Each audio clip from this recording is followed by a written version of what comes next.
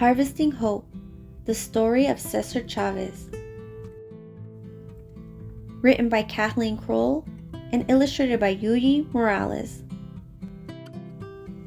Until Cesar Chavez was 10, every summer night was like a fiesta. Relatives swarmed onto the ranch for barbecues with watermelon, lemonade, and fresh corn. Cesar and his brothers, sisters, and cousin settled down to sleep outside, under netting to keep mosquitoes out. But who could sleep, with uncles and aunts singing, spinning ghost stories, and telling magical tales of life back in Mexico? Cesar thought the whole world belonged to his family. The 80 acres of their ranch were an island in the shimmering Arizona desert, and the starry skies were all their own. Many years earlier, Cesar's grandfather had built their spacious adobe house to last forever, with walls 18 inches thick. A vegetable garden, cows, and chickens supplied all the food they could want. With hundreds of cousins on farms nearby, there was always someone to play with. Cesar's best friend was his brother Richard. They never spent a day apart. Cesar was so happy at home that he was a little afraid when school started. On his first day, he grabbed the seat next to his older sister Rita. The teacher moved him to another seat, and Cesar flew out the door and ran home.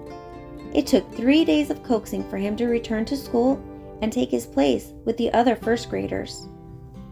Cesar was stubborn, but he was not a fighter. His mother cautioned her children against fighting, urging them to use their minds and mouths to work out conflicts.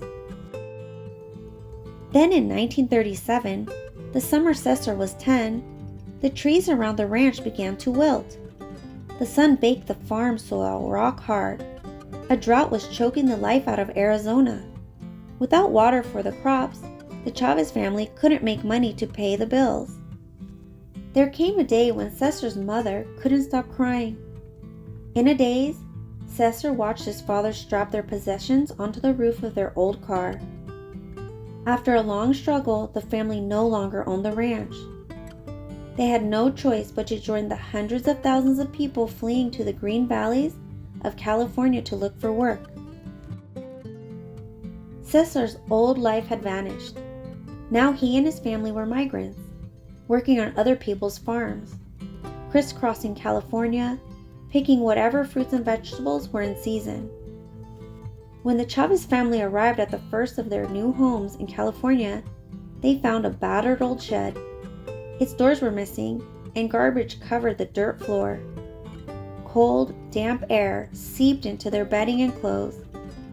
They shared water and outdoor toilets with a dozen other families, and overcrowding made everything filthy. The neighbors were constantly fighting, and the noise upset Cesar. He had no place to play games with Richard. Meals were sometimes made of dandelion greens gathered along the road. Cesar swallowed his bitter homesickness and worked alongside his family. He was small and not very strong, but still a fierce worker. Nearly every crop caused torment. Yanking out beets broke the skin between his thumb and index finger. Grapevines sprayed with bug-killing chemicals made his eyes sting and his lungs wheeze. Lettuce had to be the worst. Thinning lettuce all day with a short-handled hoe would make hot spasms shoot through his back. Farm chores on someone else's farm instead of his own felt like a form of slavery. The Chavez family talked constantly of saving enough money to buy back their ranch. But by each sundown, the whole family had earned as little as 30 cents for the day's work.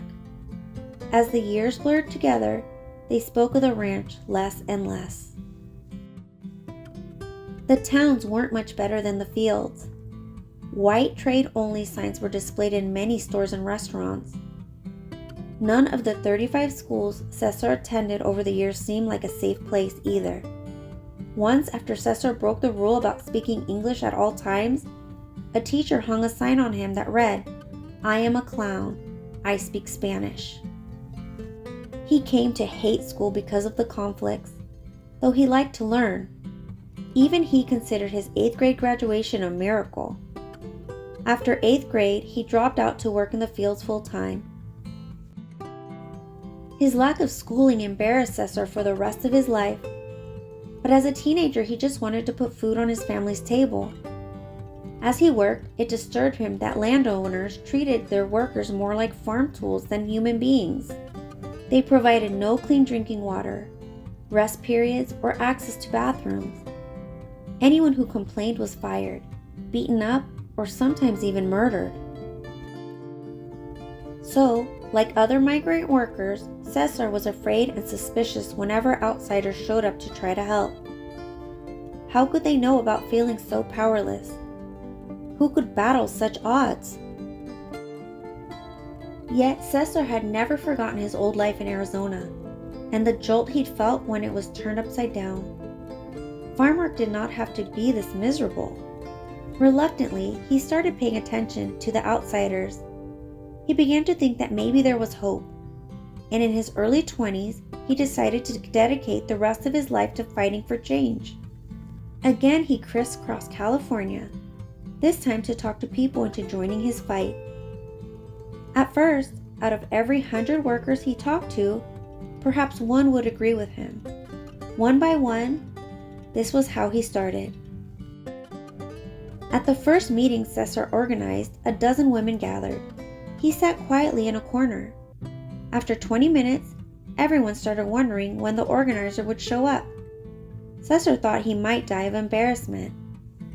"Well, I'm the organizer," he said, and forced himself to keep talking, hoping to inspire respect with his new suit and the mustache he was trying to grow. The women listened politely, and he was sure they did so out of pity. But despite his shyness, Cesar showed a knack for solving problems. People trusted him. With workers, he was endlessly patient and compassionate. With landowners, he was stubborn, demanding, and single-minded. He was learning to be a fighter. In a fight for justice, he told everyone truth was a better weapon than violence. Non-violence, he said, takes more guts. It meant using imagination to find ways to overcome powerlessness. More and more people listened. One night, 150 people poured into an old abandoned theater in Fresno. At this first meeting of the National Farm Workers Association, Cesar unveiled its flag. A bold black eagle, the sacred bird of the Aztec Indians. La causa, the cause, was born. It was time to rebel, and the place was Delano. Here in the heart of the lush San Joaquin Valley, brilliant green vineyards reached toward every horizon. Poorly paid workers hunched over grapevines for most of each year. Then in 1965, the vineyard owners cut their pay even further. Cesar chose to fight just one of the 40 landowners, hopeful that others would get the message. As plump grapes drooped, thousands of workers walked off that company's fields in a strike, or huelga. Grapes, when ripe, do not last long. The company fought back with everything from punches to bullets. Cesar refused to respond with violence. Violence would only hurt La Causa. Instead, he organized a march of more than 300 miles. He and his supporters would walk from Delano to the state capitol in Sacramento to ask for the government's help. Cesar and 67 others started out one morning. Their first obstacle was the Delano police force, 30 of whose members locked arms to prevent the group from crossing the street. After 3 hours of arguing in public, the chief of police backed down. Joyous marchers headed north under the sizzling sun. Their rallying cry was "Si se puede," or "Yes, it can be done." The first night, they reached Ducor. The marchers slept outside the tiny cabin of the only person who would welcome them. Single file they continued, covering an average of 15 miles a day. They inched their way through the San Joaquin Valley, while the unharvested grapes in Delano turned white with mold. Cesar developed painful blisters right away. He and many others had blood seeping out of their shoes. The word spread. Along the way, farm workers offered food and drink as the marchers passed by. When the sun set, marchers lit candles and kept going. Shelter was no longer a problem. Supporters began welcoming them each night with feasts. Every night was a rally. "Our pilgrimage is the match," one speaker shouted, "that will light our cause for all farm workers to see what is happening here." Another cried, "We seek our basic, God-given rights as human beings.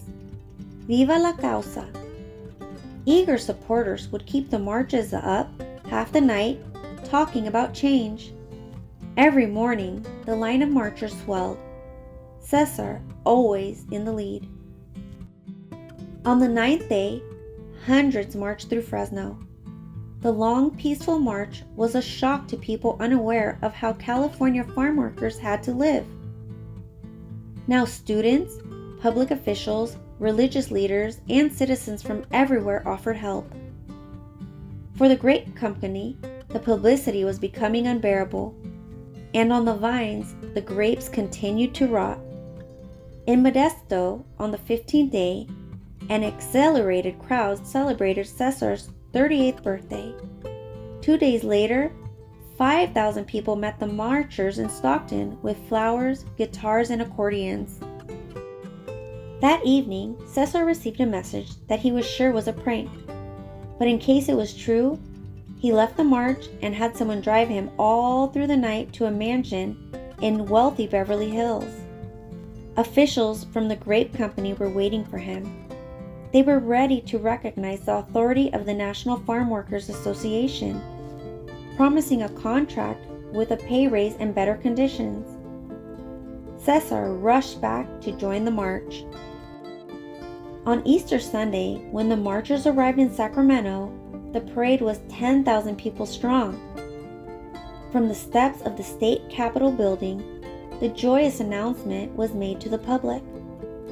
Cesar Chavez had just signed the first contract for farm workers in American history.